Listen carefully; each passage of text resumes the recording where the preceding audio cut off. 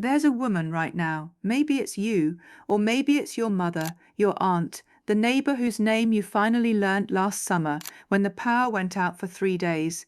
She's sitting in a kitchen that still has 4 chairs around the table, even though nobody's filled 3 of them in years.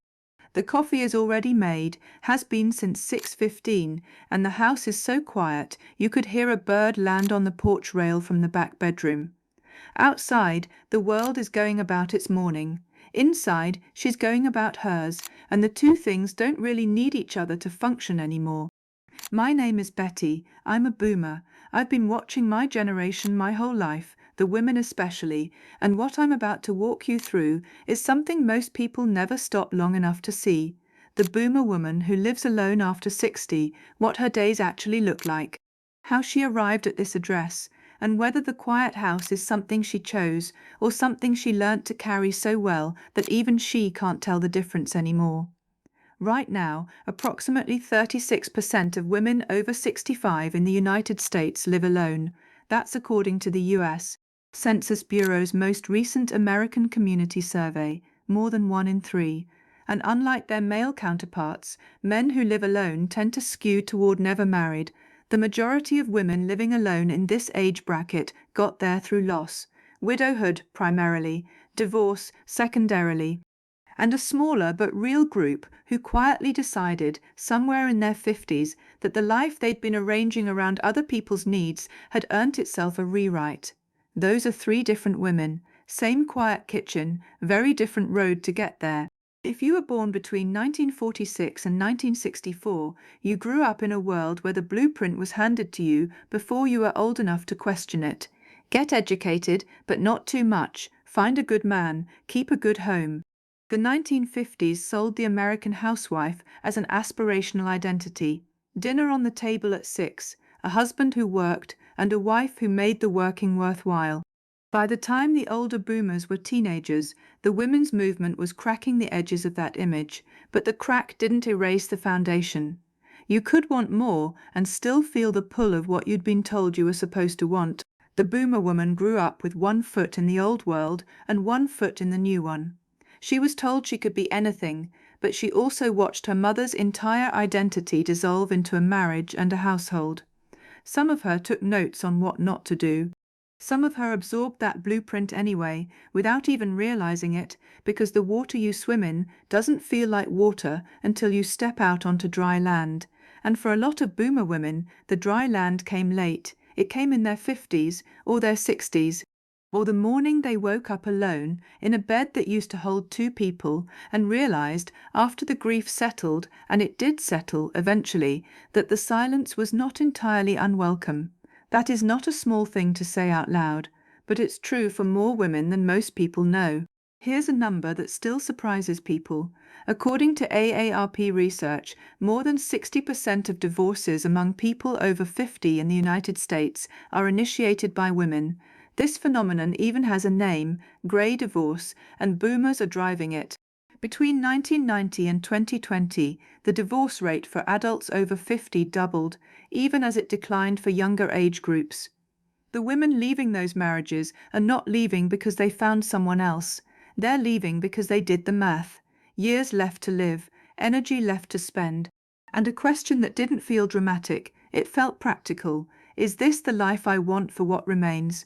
That's a boomer woman calculation. Quiet, private, done mostly alone in a room while everyone else was asleep. The culture had a story for the young woman and a story for the old woman, the grandmother, soft and wise and surrounded by family. There was no story for the boomer woman at 62 who just bought her own house for the first time. She had to write that story herself, and she has been. But before we get to what that life actually looks like, there's another road to this address that carries a different weight: widowhood. According to the US Census Bureau, approximately 34% of women over 65 are widowed, compared to just 12% of men in the same age range. Women outlive men by an average of 5 to 6 years. What gets discussed less is what widowhood actually does to the interior life of a woman who spent decades being the person who held everything together. She made the appointments and remembered the birthdays and called the children and kept track of when the furnace filter needed replacing. She was the connective tissue, and then the person she was doing all of that for was gone. Research published in The Gerontologist found that while widowhood is associated with significant depression in the first 2 years, outcomes diverge sharply after that. Women who had maintained even a small independent identity inside their marriages, a hobby, a friendship that was genuinely theirs, a creative outlet, fared significantly better. The women who had no self outside the marriage struggled the most, not because they were weaker, because they had given more away. And the loneliness that sometimes follows is not a character flaw, it is the cost of a particular kind of generosity. Now, here's the piece that gets skipped in almost every conversation about women living alone after 60. What does the day actually look like? Because the cultural assumption is that it looks like waiting. A woman on a couch, waiting for the phone to ring, waiting for her children to visit. That image is almost the opposite of what researchers find when they actually study how these women spend their time. A 2023 study from the University of Michigan's Institute for Social Research found that women over 65 who live alone report higher levels of daily autonomy than women in the same age group who live with others. They eat what they want. They keep the thermostat at whatever temperature they actually prefer. They garden at 7 in the morning in their pajamas. And underneath all of those small freedoms is a larger one, the freedom to have an inner life that doesn't have to justify itself to anyone. According to the National Gardening Association, women over 55 are the fastest growing segment of the gardening population.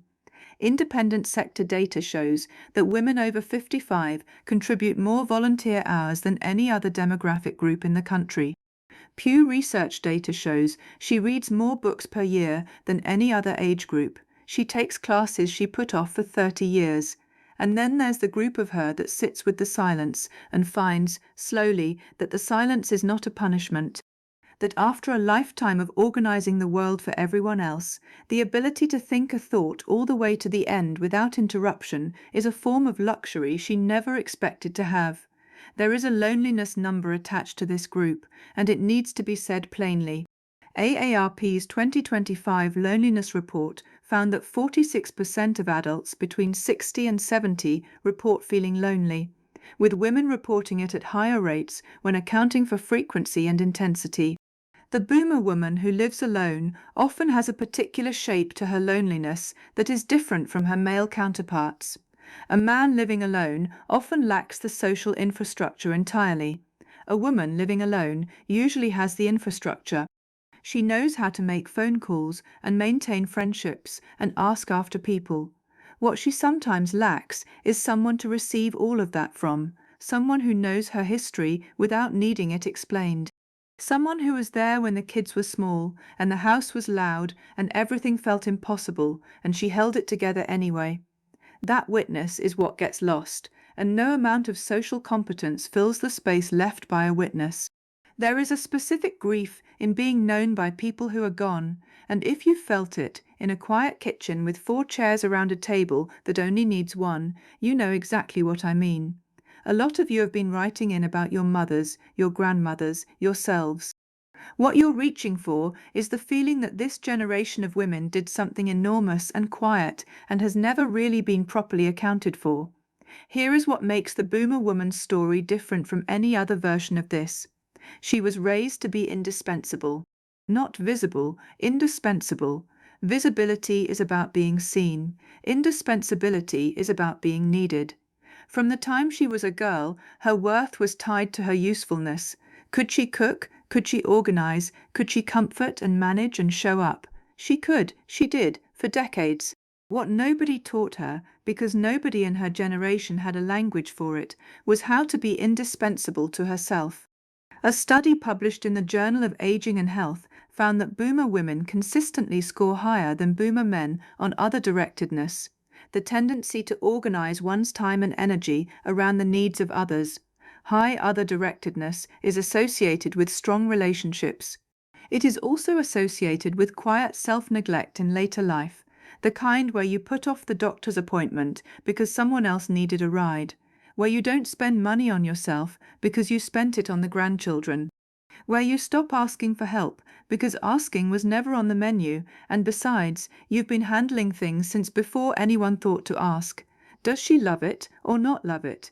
The honest answer for almost all of them is both at once. There are days when the freedom is everything, when the sun comes through the kitchen window at a particular angle and the coffee is perfect and she feels genuinely that this is hers. And there are the other days, the ones she doesn't bring up at book club and handles the same way she has handled everything hard for 6 decades, by herself, quietly, until it passes. The holiday where the table is set for one and the children called, but not for long enough.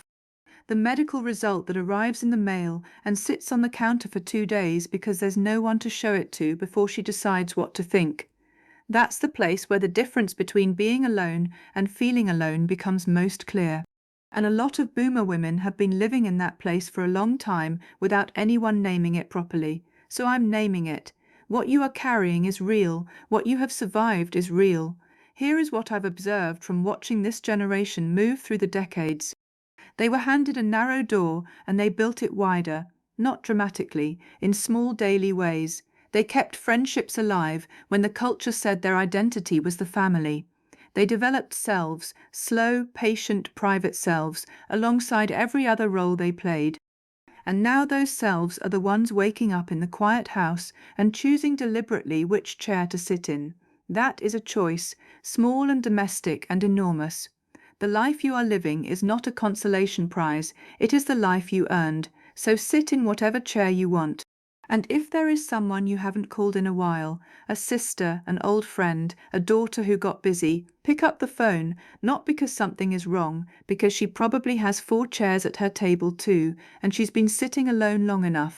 Leave a comment and tell me which chair you sit in. I really do want to know. Thanks for being here with me.